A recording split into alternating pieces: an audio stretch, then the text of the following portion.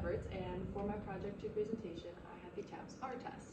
So the first thing about the TAPS-R2 test is that it stands for the Test of Auditory Perceptual Skills Revised. It was made in 1996, or it was published in 1996, I'm sorry, and it was published by the Psychological and Educational Publications, and then the author is Morrison F. Gardner. So the purpose of this test is to test a subject's auditory and perceptual skills. It's not to measure a subject's hearing like this says, but it's supposed to be their perception of auditory stimuli and the fact that they're able to discriminate and understand, interpret, and express, their auditory perceptual skills. Okay, so the administered details, it can be administered by psychologists, speech pathologists, language specialists, learning specialists, diagnosticians, and other testing professionals. So that obviously falls into our realm of what we're learning and what we are going to be doing in grad school. And then the target populations for this test are 4 years, and that starts at 4 years exactly, and then goes to 12 years and 11 months. So a demonstration of how to administer it. So in words, the directions for all the subtests should be given as specifically as stated, which makes sense, so that way we make sure that the clients understand exactly what they're going to be doing, and making sure that they can give you the proper answers. And then we'll explain what the subject is required to do, and it's important that all the examples that you have be given, because again, if they don't understand what they're doing, then they won't be able to give you the proper answers, and then you won't be getting real results. And then recording the responses on the booklet is always important, especially in this type of test, because that way at the end when you're scoring, there's a lot of little things that you need to be able to see and mark down. So specifically, I feel like this test, you really need to be recording the test booklet, but you also need to be doing it in a way where you're not going to be distracting the student. So say the student was sitting directly in front of you and looking at you doing all of your yes and no answers. If it's a child under, I don't know, the age of 6, they might get very distracted with that. If it was someone older, that would make sense. And then again, all the correct and incorrect responses should be recorded. So this TAPS-R test has many, many, many different subtests. So the subtest that I actually did a demonstration on was subtest 1, which is where the subject repeats numbers back to me exactly in the order that I say them, and exactly the way that I say them. The subtest 2 is very similar to this. The subject repeats the sequence of numbers except reverse. So I say the numbers forward, 1, 2, 3, 4. The subject would have to say 4, 3, 2, 1 back to me. And then subtest 3 goes into sentences rather than just numbers. And then for subtest 3, you have to do it in the exact order, just like the first subtest. And then subtest 4, it's a list of words, and you have to repeat the words exactly as you say them. It doesn't have to be the exact order, but it does have to be all of those words, exactly those words. So if I say, I don't know, cat, and they say cats with an S, that's incorrect.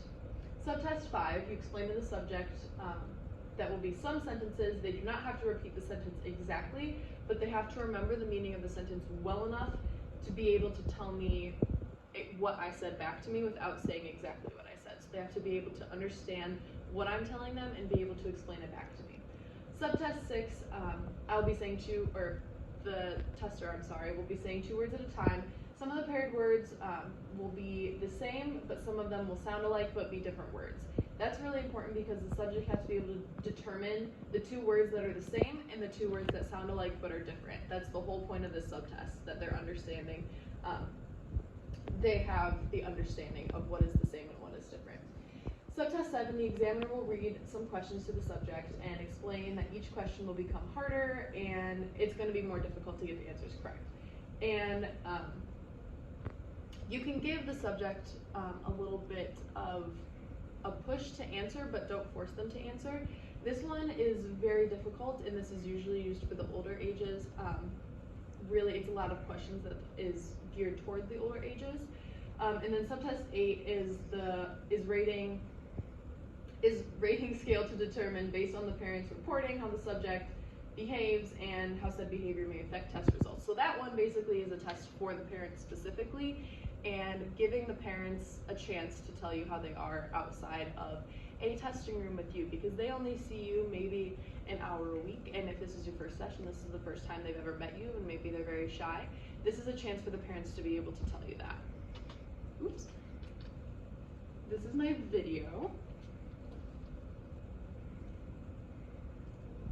For this subtest, I'm going to need you to say some numbers to you, and I want you to repeat the numbers back to me exactly as I say them, and in the same order that I say them. If I can't repeat any of the numbers, if you have any issues, just let me know. You have to listen very closely. The first one that we're going to do is going to be 2 numbers, and then 3 numbers, and 4, and so on and so forth. Okay, so do you understand? Yes. Okay. 6, 4. 6, 4. 2, 5. 2, 5. 3, 1, 6. 3, 1, 6. 7, 4, 9. 7, 4, 6, 9, 5, 7. 6, 9, 5, 7. 3, 6, 2, 9. 3, 6, 2, 9. 8, 3, 9, 4, 6. 8, 3, 9, 4, 6. 5, 1, 7, 2, 9. 5, 1, 7, 2, 9. 4, 2, 5, 1, 8, 7. 4, 2, 5, 1, 8, 7. 5, 8, 4, 9, 3, 6. 5, 8, 4, 9, 3, 6. 1, 5, 3, 8, 4, 9, 7. 1, 5, 3, 8, 4, 9, 7. 8, 2, 4, 7, 3, 6, 1. 8, 2, 4, 7, 3, 6, 1. 9, 3, 7, 5, 1, 6, 4, 8. 9, 3, 7, 5, 1, 6, 4, 8. 2, 6, 4, 8, 3, 7, 1, 5. 2, 6, 4, 8, 1, 3, 7, 5. You did great. Thank you. Is that? Okay, so obviously in that example, oops, give me just a second to exit out of this. Obviously in that example, I was unfortunately unable to use an actual subject that was 12 or younger, which is what I was really hoping to do. I did not get permission from any parents to be able to present this with their children, but this was actually a great example. This is, his name is Mike. He was gracious enough to be able to do this test with me, and he did it 100% seriously. It was pretty funny because it actually became a contest with his family later, and everyone was repeating these numbers and I was reading them off to them, and I got a lot of good practice because of the competition that the family ended up having. Obviously, again, this example was my first time administering this test, and there were some things that I noticed that I will change for the next time I administer this test. I noticed that I had a pattern of saying 1, 2, 3, 4, 5, 6, and sometimes that can actually push people to remember better, instead of just saying 1, 2, 3, 4, 5, 6. Does that make sense? I just am going to try to not have such a pattern in my speaking and be able to just say them flat, because I felt like he repeated my patterns back to me, and if he was doing it at his age, which I'm not allowed to disclose, but I'm sure a child would do the same thing. So at the very end, oops, what is happening? Oops, I'm so sorry. Okay, so at the very end of that, obviously, I'm not sure if you noticed, but at the very end of the video, he messed up the very last one. Oh, and before I go into the scoring too deeply, I tried to make my scoring very unnoticed. I wrote behind the book, and all I did was mark lines. I did not mark a yes or a no or write any long sentences. I just marked lines. So even when he missed something, I knew where the line belonged. He couldn't see what I was writing. All he saw that I was putting hash marks, and I explained to him at the beginning that there was obviously nothing to be scared of in this test. Anyways, so a demonstration of the scoring. In each subtest, the subject errors are noted by circling or drawing a line through the errors. So in his case, he did not have any errors until the very end, which is where I drew a line through it because I had kept the pattern with the line the entire time. So for the first 2 subtests, if there's no error, we receive a score of 1, and continuing so on and so forth. I actually have a video explaining this exact procedure, so I'm not going to read it off of the slides. Okay, so then there's different subtests, and in all of these different subtests, I'm going to go back 1 slide. So in all of these are different subtests. For his subtest was obviously the auditory word memory, which is the very first subtest, so it would belong in this category. If there's no error, receives a score of 1, and if the subject made no errors, the subject would receive a score of 4, and so on and so forth. And like I said, I have a video to explain all of this, so I'm not going to go into too deep of detail. Again, all of these are different. The last few are very specific to the test. So for example, H was the test for the parents. So for the hyperactivity index scale, the symptoms are rated on a 4-point scale. So this counts as 0, 1, 2, and 3. The items are totaled according to the factors, which basically it's the parents telling you how they think the child is doing, then you write down that score, and there's a chart, and it helps you see how the child will potentially behave in your session. Here's my demonstration. Oops, so sorry. For the auditory number memory subtest, I did the forward subtest for my example today. And for the forward subtest, my subject got all of the answers correct except for the final answer. I did not want to mark in the book because this is the textbook. And to show what I would have done, he missed the very last one by switching a 3 and a 7. You would draw an arrow above the 3 and an arrow above the 7 and connect them to show that he switched those. In total, he only missed the 1 at the very, very end, so out of 70 points, his score was 62.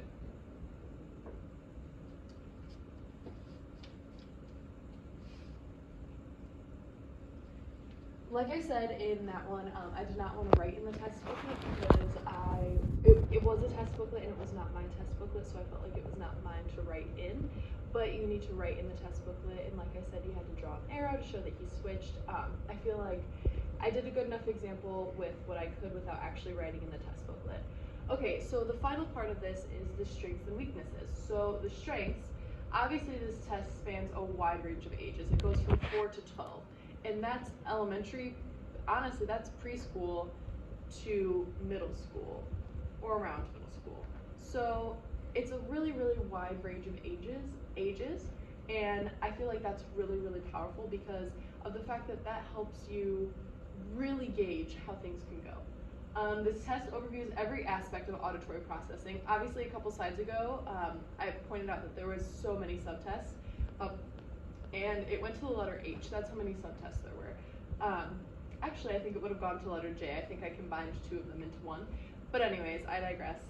It obviously overviews every aspect. It does words, it does numbers, it does sentences, it does comprehension, and I just think that's a really, really huge positive for this test. And then the next one is the test does not take an extensive amount of time. The amount of time that it takes to administer and score is 15 to 20 minutes, 25 minutes. Sorry. And with my example, I only did 1 subtest, and I scored 1 subtest as I was doing it. All I had to do was tally up numbers at the end, and it took me 5 minutes at the most. So if I was doing 3 or 4 subtests, I can't see it taking much longer than this, and that's also a huge strength, because that way you can move on to other things with this child and start talking to them or start seeing what you can work on. Maybe having the parents come in and talk, that kind of thing, I think is a really, really good positive. Okay, so a weakness is that the TAPSAR does not work with children under the age of 4. I think this is a weakness just because you are missing those first 4 years of life, but I also see why it does not go under the age of 4, because it is a lot of numbers and memory and a lot of things that maybe those children can't quite comprehend, but I still think it is a weakness because it does not reach anything below 4.